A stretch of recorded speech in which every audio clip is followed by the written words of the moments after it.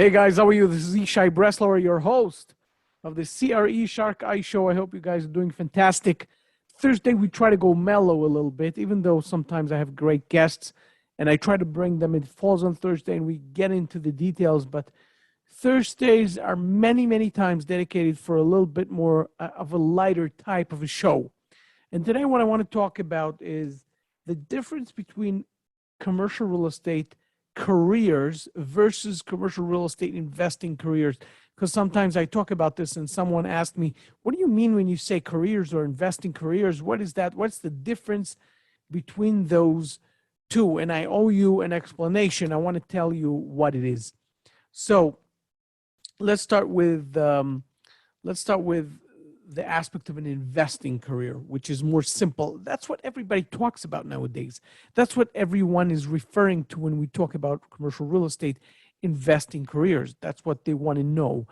They want to invest. They want to get into the world of investing when it comes to commercial real estate. So what do? It doesn't matter what type of a profession the person has. It could be you're a doctor, you're a lawyer, you're an accountant, you are a shoemaker, you work in Walmart, you work anywhere you want to work. You are an advertiser. Doesn't matter what career you have, but you want to do something with your money.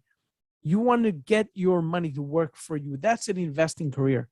And there's a huge, huge difference between the two, and I'll explain. The investing career is, again, the person who wants to get their money to work for themselves. The one thing that is important for them is to be educated. They need to be educated in order for them to be able to enter the world of investing. And if it's commercial real estate that they want, and they want to grow their investments in that field, they have to be educated in that field. They have to know commercial real estate.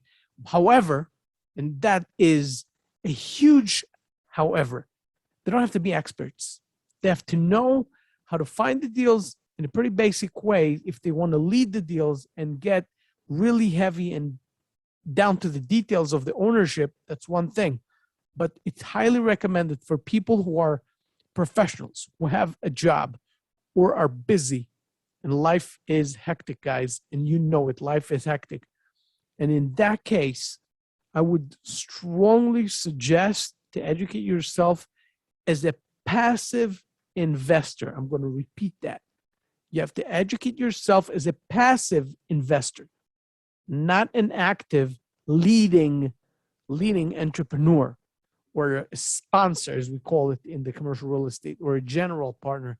You have to take the side of the limited partnership. You have to learn what it means to be a limited partner versus a general partner. That is not something I'm going to do here and now.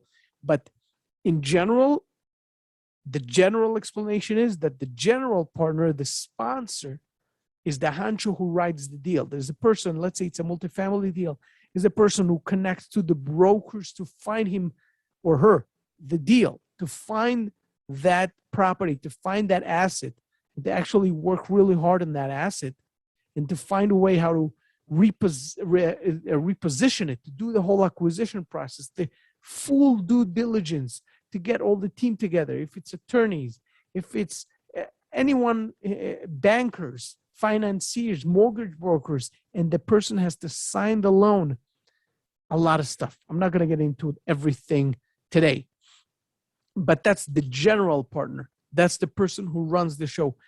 The passive investor, the person who is want to develop his investing career, that person is not expected to go and sign a loan. Because if you sign a loan, you need to be responsible for the loan. You have to guarantee the loan in some way. There are all kind of loans. I'm not going to get into it again right now, but you have to understand that you don't have to do that. Because if you're a passive investor, you have to know how to find the person who finds the deals, the person who knows how to run deals, the person who has the right track record and knows how to get things done. That is very important. It's a huge distinction, and you have to know how to make that distinction. You have to know how to make the difference, how to identify the right person to work with, the right partner. It's a long-term relationship. But if you And what I highly recommend for those passive people is not just throw the money on someone and say, hey, take my money and so on. You have to educate yourself to an extent that you will know what to check about that person, about his business or her business, about what their track record is, about the asset class, and know enough to know that you are interested in that deal. Know enough of the numbers that you know what to look for. You won't have to know everything top to bottom, but you will have to know a pretty significant amount of stuff to a certain extent in order to develop yourself in that direction. And my idea, and I always recommend this, is to be a passive. If you want to be a passive, if you want to have an investing career and not just being an investor who just throws the money somewhere and someone else does it for him, it's never a good idea. But to be someone who is actually leading it in a way, I'm leading my money, but I can't lead the deal. What I say is, when you do that, you be a passive, active investor. What does that mean? Being a passive, active investor. Being passive active means that you're still a passive investor. You're not signing the loan. You don't have to run the management. You don't have to find the management company. You don't have to go and do the renovation or hire all the people, the construction, meaning run the whole development show or the redevelopment or the refi. You don't have to do all that, but you have to be very involved in understanding what is being done there. The passive investor could be passive. That means, here, take my money. I understand this is the deal. That's what I'm making. Goodbye. And not talk about it and not being involved in any aspect at all until the end of the investment. Meaning that means it could be 2 years, 3 years, usually 5 years, sometimes 7 years, just to get reports and goodbye. I don't recommend it. Why? Because you don't learn enough in order to grow your investing career. It's very important that you will know that you want to grow your investing career and get to a point where you are professional enough and you can check those people who do these things for you. That is really, really crucial and important. Being a passive, active investor. In my courses, I speak about this in length, and this is really crucial and important. Being a passive, active investor, and that is as per the investing career. You have to learn, you have to know the numbers, you have to understand how to look at performance to a certain extent. Again, there's certain things you don't have to know, and there's certain things you do have to know. You have to understand your role as an LP, as a limited partner. You have to understand the deal to an extent of what is being done for you. So you need to check that person who's running the show. Enough said about the investing career. Now let's move a little bit and shift gears and talk about a commercial real estate career, CRE career. What is that? CRE career is what it sounds. Is a person who left, is out of college. It could be in any age. I did it in the age of 36, okay? But I changed careers and I went to commercial real estate, or to real estate and then to commercial real estate. But CRE career is a commercial real estate career, just like you become an accountant or you become an advertiser or you become a graphic designer or become a lawyer. Doesn't matter what you are. Doesn't matter what you are. That is your career. That is your thing. You become a programmer. Your career will be commercial real estate, and that is your career. In that case, you want to go into this world. Maybe you want to be, maybe your end goal, you're like in the end of the road, could be in a year or 2 or 3 or 4 or 10, doesn't matter, is to be a developer, a real estate developer that has an office, has people, hires, builds and stuff like that. Or you want to be a landlord, you want to be an owner, you want to be an operator and own a lot of commercial real estate. Could be multifamily, could be a retail guy, you could be an industrial type of guy, it could be anything you want to be, but you are excited about being an owner. You want to be on the top of the chain. You want to be that guy. There's also an ability to make a career and be almost that guy, to be right below that guy. And that's me. That's what I was. A CEO of a company that is owned by someone, but have some equity in it, run the show, understand how to create teams and to develop a career and have the passion for real estate because you love it, because you want to do this. But you don't really have to go all the way up to be a CEO. Many times you get enough satisfaction by being an asset management person, a project, a developer, how to say, the right hand man of the developer, right? Or you can go into the details of project management, or you can be in property management. The asset management is the higher level. Again, I'm not getting into all these things right now. You could also go into being in acquisitions, which is the most desired type of job, and you learn the most in that position. But many times it's very hard. A lot of people say, oh, that's an entry job. It's not an entry job. It's an entry job if you know enough to get that entry job. You have to learn a lot in order to be able to be in that position to become an analyst. It's not so easy. So therefore, I always recommend to come in as a property manager. Everybody needs a property manager. Everybody needs in their team someone who works for very little and runs around and gives all they got and runs between the properties. That's a hard job. That's a tough job, but it's a very valuable job, and you learn tons. I know a lot of people who started like that and eventually became owners, and they have management companies and ownerships and properties, and they are landlords. They started that way, okay? So that is highly recommended, to go into that route and to start a career. But that is a career that you wake up in the morning, you're not an accountant, you're not a lawyer, you're not doing something else. That's what you do. You do real estate. You do real estate. You wake up in the morning and you go to the office of wherever you work for and you do property management. You could be an expediter, the guy who works for the developer. Let's say development is your thing, but you can't become a developer in day one. So you take a course, you educate yourself in a way that you can actually go and start tomorrow. And after a course that you have made, you start and you go and you find a job and you become an expediter, is the person who runs between places, make sure that the permit goes to that attorney and this goes to this and this goes to that. Make sure that the municipality gets the right papers. You run around a little bit, but it's really important because from all this running around, you will get the knowledge and experience. That's not an investing career. That is a CRE, commercial real estate career. That is the real thing. Huge difference. As long as you understand the difference and you understand where you are, if you're a person that has a job and you want to start your investing career and slowly shift your day job, your W-2, and become more of a passive investor, again, passive active investor that has a lot of portfolio and the money works for you, and you retire yourself from your job, that's, again, an investing career. A real career is more for the younger folks. It could be also for the older folks. I did it in an older age. But let's say your daily passion is real estate, and you want to do it on a large level. It's not single family homes. It's not duplexes. You want to do buildings, but you can't on your own. So you go and you educate yourself in a basic way to get an entry job in a place that does those exciting things, and that will give you that step up. That will give you that ability to go and grow and being able to be something that is significant in this field, in this business that's called commercial real estate. I hope that is clear. There's a huge difference. There's a huge difference between the two. Who are typically the people who are after an investing career?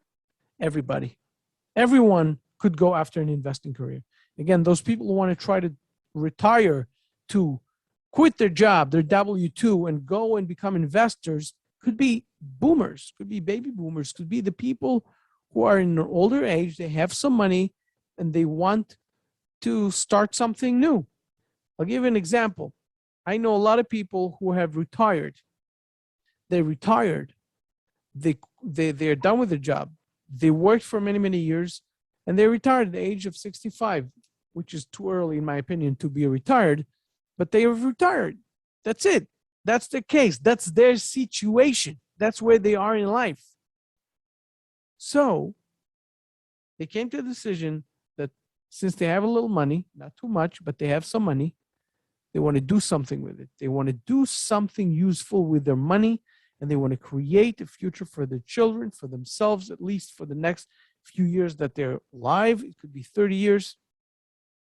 That's a long time. And they want to create for themselves certain wealth and ability to enjoy life. And they also want to create something that will give them a purpose.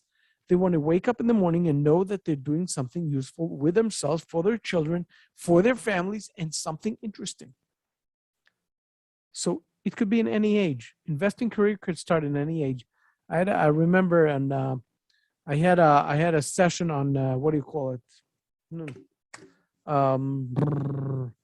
do you call the new app? I forgot already. It's like on the tip of my tongue. One second, let me look. I'm like, I don't know why. I guess I'm too tired today. What's the Clubhouse? Oh my gosh, I don't know what's happening to me today. I was on Clubhouse, and a lady jumped on the call and spoke to me, and she asked me a question. And she asked me a question about her house that she bought, and she did it because she wanted to take action, but she did it in a way that was not that smooth. That was not that, I would say, I don't want to call it smart, because she sounded like a very smart lady. It wasn't experienced. That's the word. It wasn't an experienced way. But when she did it, she didn't take into consideration so many things. And when I started naming the issues, all of a sudden she saw the gap of the knowledge base that she needs to have, and she doesn't. That she all of a sudden said to herself, that was an aha moment for her, that she said, I need to know so much and I don't. And it's not a problem, because you can teach yourself. And Brian Tracy, one of the greatest coaches in my opinion, says every skill is learnable. Every skill is learnable. He says it many times in his tapes. Every skill is learnable. Nothing stays away between you and do something. And also in the Think and Grow Rich, Napoleon Hill talks about it, that you have to have the desire and the willingness and all these beautiful things. Then you have to write down your goals and all that stuff. But when it comes to skills, when it comes to learn skills, all you have to do is just learn skills. Anyone can do it. Anyone can do it. Did you study how to drive? Are you guys who are listening to me driving? Is it an automatic process for you today? Yes, it is. You get into the car, you're not even thinking about it, and you're driving miles and miles and miles.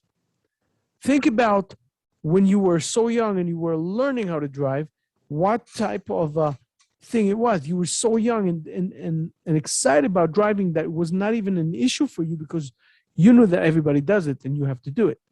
But that's a thing. It's a thing to learn. You have to learn the theory, to learn the culture, how it goes in every country, in every state, whatever it is, and then you have to understand how to drive, and you have to train on it, and you take driving lessons. Think about it. They have to do it today. It's not fun. You wouldn't enjoy it. It's a pain. But when you're young, you have to do it because everybody does it. It's a cultural thing. It's in your brain. It's inside you. Think of any profession, of any goal that you want to acquire as an investor. Don't take it as something that you don't have to be a big honcho in the first day. As an investor, again, I told you, passive active. You have to know certain things, not everything. Educate yourself, and it's not hard. One day at a time, one thing at a time, and you get there. But you have to know certain things. You have to know your numbers. You have to understand the area. You have to understand how to do market research. You have to understand what the acquisition process is. You have to understand what the management process is. And if there's a renovation, you have to understand what that takes. How does it work? What are the teams that are required? Et cetera, et cetera. How to look at the investment as a whole. And how am I making money in the end of the day from this whole process? And there are too many unknowns in the process. And no matter what you do, you will have surprises. You have to know what you're doing. In order to be able to know what you're doing and to be able to understand what it is, you have to prepare yourself properly. On the other hand, analysis paralysis is not the solution. Sit at home and not do anything and educate yourself to death without taking any action ever. That is also a bad idea. And that's why a commercial real estate career could be a solution for you. Because if you don't have the capital, you don't have the ability, you're not comfortable with syndicating for yourself, you're not in the position, or you have a family and you can't just ditch everything and go start a whole game of investing in a heavy way, and you want to be all in. A job could be a great thing for you. If you manage to go and work for a corporation and start from scratch, and you can survive on the minimum, whatever they give you, in order to be a property management person and to help out, or to be an expediter, what I said, in order to move up in the ranks to be an asset management or analyst, to be an acquisition person, and then go up in the ranks, you learn so much from all these actions. I know some people who actually came from the world of the professional side of commercial real estate. They worked for companies and they have done a good job, and they have gained much experience and many connections. And when they came out and opened their own business, they were already cooked well. Why? Because they gained the education that they taught themselves, as well as the experience that they acquired in the companies they worked for. So some of them stay there and they do very well, and they get equity in the company and in the properties many times. And some of them want to leave at a certain point and do, and everything works. It all works. It all works out. It doesn't matter. All that matters is that you know what you want and you know what your goals are. And you understand now what's the difference between the CRE career and the CRE investing career. You guys have a beautiful weekend. Take care of yourself.